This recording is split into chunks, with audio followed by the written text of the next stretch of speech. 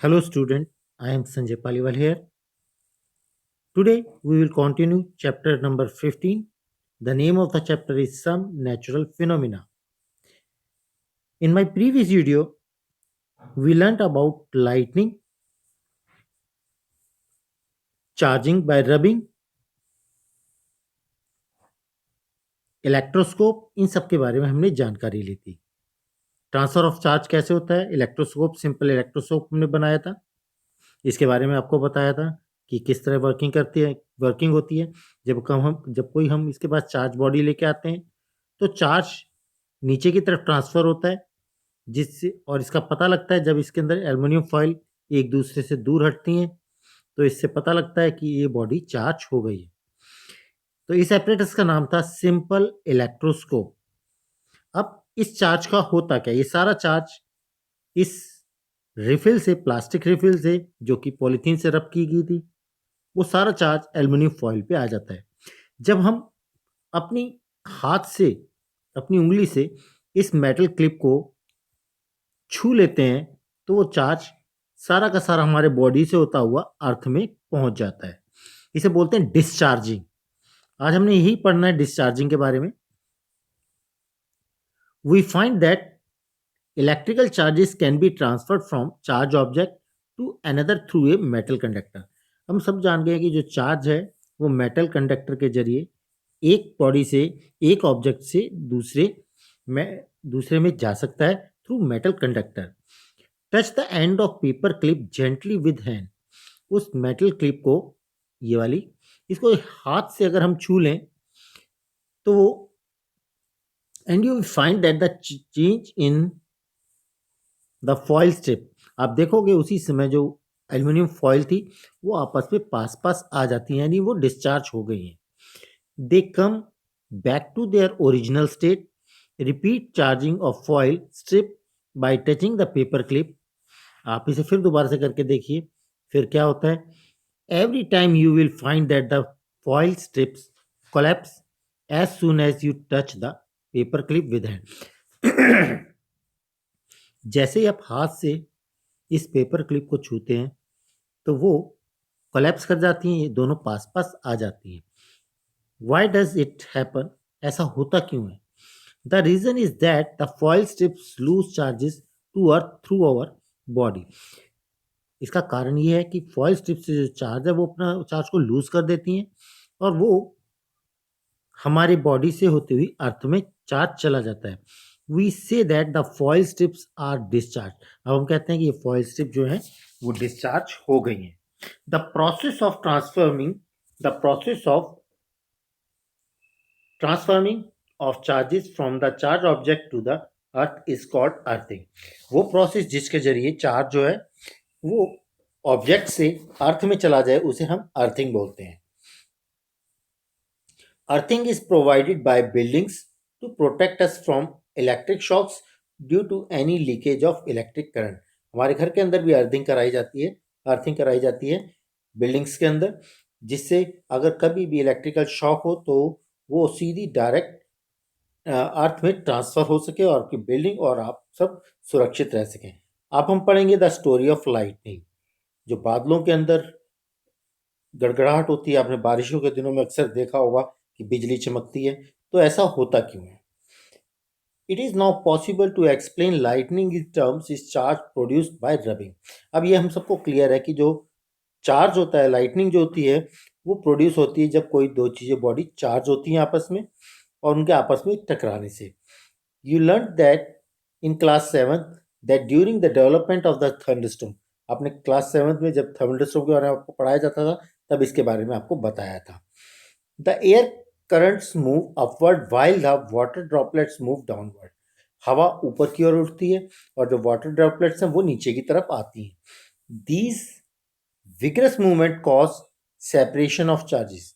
इसी की वजह से, इसी सेपरेशन, इतना तेजी से ये सेपरेशन होता है, चार्जेस का सेपरेशन होता है by the process not yet completely understood. The positive charge collect near the upper as of the cloud. Cloud के ऊपरी हिस्से में हमेशा पॉजिटिव चार्ज होता है और जो निचला हिस्सा होता है वो नेगेटिव चार्ज होता है। ऊपर की तरफ पॉजिटिव चार्ज और नीचे की तरफ नेगेटिव चार्ज। एक ही बादल में दो चार्ज होते हैं, ऊपर पॉजिटिव और नीचे negative. Clouds and negative charges accumulate near the lower edge. There is accumulation of positive charge near the ground also. और जो पॉजिटिव चार्ज होता है वो ग्राउंड के पास भी आसपास होता है। ग्राउंड के ऊपर हमेशा पॉजिटिव चार्ज होता है, बादल के ऊपरी हिस्से पे पॉजिटिव और निचले हिस्से पे नेगेटिव चार्ज होता है। When the magnitude of accumulation charges becomes very large, जब मैग्नीट्यूड ज़्यादा होता है, मैग्नीट्यूड का मतलब उसमें नेगेटिव चार्ज की मात्रा ज़्यादा हो जाती है। The air with normally is poor conductor of electricity. Air जो होती है वो हमेशा इलेक्ट्रिसिटी की नॉर्मली क्या होती है, पोअर कंडक्टर होती है। Is no larger longer able to resist their flow, तो काफ़ी देर तक इसके फ्लो को वो नहीं रोक पाती। The negative and positive charges meet, इससे क्या होता है, नेगेटिव और पॉजिटिव चार्ज आपस में मिल जाते हैं। देखो आपका नेगेटिव चार्ज है और अर्थ के पॉजिटिव है, तो ये दोनों आपस में मिल जाते हैं जिससे स्पार्क होता है, तो बड़ी तेजी से बिजली कड़कती है। Providing streak of bright light and sound, बड़ी तेजी से एक बड़ी रोशनी सी दिखाई धरती की तरफ आती दिखाई देती है और बड़ी जोर से आवाज होती है। We see streaks as lightning, ये जो स्ट्रीक्स है जो वो हमको उसको हम लाइटनिंग कहते हैं। The process is called electric discharge, ये भी एक इलेक्ट्रिक डिस्चार्ज। अभी आपने थोड़ी देर पहले डिस्चार्जिंग पढ़ी थी, यानी जो इलेक्ट्रिक का फ्लो है वो अर्थ की तरफ चला जाए उसे हम डिस्चार्जिंग बोलते हैं। इसी तरह बादलों से जो नेगेटिव चार्ज है वो सीधा अर्थ की तरफ एक लाइटनिंग के रूप में नीचे आता है, ये भी एक अर्थिंग प्रोसेस ही है। The process of electric discharge can occur between two or more clouds. The process of electric discharge can occur between two or more cloud, ये डिस्चार्ज आपस में दो बादलों में भी हो सकता है। एक जो जो ऊपर की तरफ बादल होते हैं उनमें पॉजिटिव, और जो नीचे की तरफ होते हैं वो जिसमें पानी होता है ब्लैक कलर के होते हैं वो नेगेटिव चार्ज होते हैं। जब दोनों आपस में आते हैं पास में, और between the clouds and the earth, और ये अर्थ और क्लाउड के बीच में भी होता है। Today we need not to be frightened by lightning like our ancestors. जैसे हमारे पुराने सोचते थे, कि पुराने लोग सोचते थे कि लाइटनिंग जो है वो एक अभिशाप है, देवता नाराज हो गए, ऐसा कुछ नहीं। एक सिंपल प्रोसेस है, नेचुरल फिनोमेना है। Now the we understand the basic phenomena, अब हम इसके बेसिक फिनोमेना को समझ चुके हैं। अब एक बादल जिसमें पॉजिटिव चार्ज है और एक बादल जो नीचे वाला है वो नेगेटिव चार्ज है, जब ये एक पॉजिटिव नेगेटिव हम सबको मालूम है अट्रैक्ट करते हैं, ये दोनों एक दूसरे को अट्रैक्ट करते हैं, जैसे ही आपस में मिलते हैं तो वहाँ लाइटनिंग उत्पन्न होती है। ये लाइटनिंग ऊपर आपने बादलों में अक्सर देखी होगी, बादलों के बीच में हो रही होती है। और जब बादल काफ़ी नीचे आ जाता है, नेगेटिव चार्ज और अर्थ के ऊपर हमेशा पॉजिटिव चार्ज होता है, तो ये बड़ी तेज़ी से लाइटनिंग नीचे की तरफ होती है, बादल बहुत तेज़ी से फ्लो नीचे की तरफ होता है और ये अर्थिंग होती है। अर्थिंग की वजह से ये बिजली नीचे की तरफ आती है और नीचे गिरती है बड़ी तेज़ी से। आपने आवाज़ भी इसकी सुनी होगी। अब हम इस फिनोमेना को अच्छी तरह समझ गए हैं। Scientist are trying to hard to improve this understanding, scientist ने इसे बड़ी आसानी से हम सबको समझाया है। However lightning strikes clouds destroy life property, जबकि लाइटनिंग से कई बार बहुत ज़्यादा लाइफ डिस्ट्रॉयर हो जाती है, प्रॉपर्टी का नुकसान होता है। It is therefore necessary to take measure the protected hours, इसलिए हमें इससे बचने की बहुत ज़रूरत। तो हम क्या करें, लाइटनिंग सेफ्टी के लिए हमें क्या क्या करना चाहिए। During lightning the thunderstorm no open place is safe, जब तूफान आ रहा हो लाइटनिंग हो रही हो तो कोई भी ओपन प्लेस सेफ नहीं होता। क्या करें, hearing thunder is an alert to rush the safer place, जैसे ही आपको गड़गड़ाहट की आवाज़ सुनाई दे आप एक सुरक्षित स्थान पर पहुंच जाएं। Number two, after hearing the last thunder, जब तक आपको आखिरी थंडर ना सुनाई दे जाए, उस सुनाई देने के बाद भी कुछ देर और इंतज़ार करें और फिर उस सेफ प्लेस से बाहर आ सकते हैं। अब हम सेफ प्लेस को कैसे पता लगे कौन सा प्लेस सेफ है कौन सा नहीं है। A house or a building is a safe place, कोई भी घर या कोई भी बिल्डिंग एक सेफ प्लेस माना जाता है। If you are travelling by car or a bus you are safe inside with windows and doors of the vehicle shut, अगर आप किसी कार में हैं या किसी बस में हैं तो सबसे पहले अपनी उसकी खिड़कियां और उसके दरवाजे बंद कर लें और उसके अंदर ही रहें। Do and doesn't during the thunderstorm. Thunderstorm यानी तूफान के समय पे आपको क्या करना चाहिए और क्या नहीं करना चाहिए। आउटसाइड, जब आप बाहर हो, ओपन व्हीकल्स, जो ओपन व्हीकल हैं जैसे ट्रैक्टर है, मोटर बाइक है, कंस्ट्रक्शन मशीनरी है, ओपन कार है, दे आर नॉट सेफ, ये बिल्कुल भी सेफ नहीं है। Open field, tall trees, shelters in the park, elevated place do not protect us from lightning stroke. जो बड़े बड़े पेड़ हैं, खुले मैदान हैं, या पार्क के अंदर जो शेल्टर है, एलिवेटेड प्लेस हैं, ऊंचे स्थान हैं, तो वो कभी भी लाइटनिंग स्ट्रोक से आपको बचा नहीं सकते। Carrying an umbrella is not at all a good idea during the thunderstorm. Thunderstorm के समय पे जब बिजली कड़क रही हो तो अपने साथ अम्ब्रेला को रखना भी अक्लमंदी नहीं है, क्योंकि उसकी जो रॉड होती है वो मेटल की बनी होती है और मेटल के ऊपर बिजली बड़े आसानी से गिरती है। In the forest take a shelter under a short. अगर आप किसी जंगल में हैं, ऐसी खुली जगह पे हैं, तो आप एक छोटे पेड़ के नीचे शरण लें, छोटे पेड़ के नीचे आ जाएं।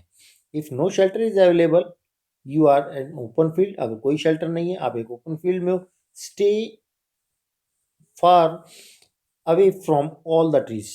पेड़ों से एकदम दूर हो जाओ। स्टे अवे फ्रॉम पोल्स, खंभों से दूर हो जाओ, जो बिजली के खंभे लगे होते हैं उनसे बिल्कुल दूर होना चाहिए। मेटल ऑब्जेक्ट से आपको दूर होना चाहिए। Do not lie on the ground, कभी भी धरती पर मत लेटो। Instead squat low on the ground, आप उकड़ू बनकर नीचे बैठ जाओ, पैरों के बीच में अपना सर डाल लो। Place your hand on your knees, अपने घुटनों पर अपने हाथ रखो। With your head between the hands, और हाथों के बीच में अपने सर को छुपा लो।